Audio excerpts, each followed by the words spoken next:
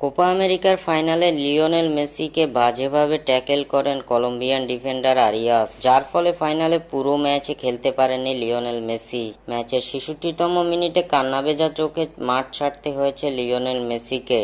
মাঠ ছেড়ে বেঞ্চে বসেও কাঁদতে দেখা গেছে আর্জেন্টাইন সুপারস্টারকে। মেসির এমন গুরুতর ইনজুরি আর ফুঁসে ফুঁসে কান্না দেখে আর্জেন্টাইন ভক্তদের হৃদয়ে কাঁপুনি উঠেছিল।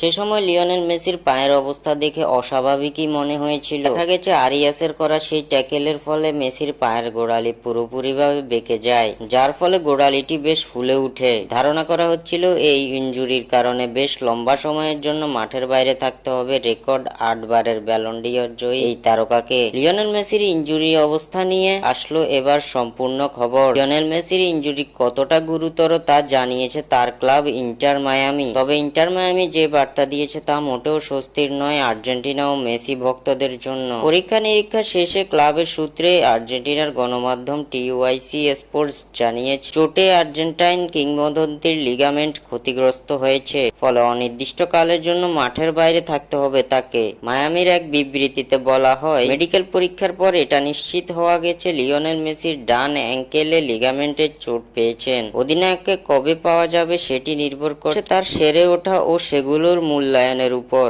ইনজুরির কারণে লম্বা সময়ের জন্য মাঠের বাইরে ছিটকে গেছেন লিওনেল মেসি, যা মোটেও স্বস্তির খবর নয়।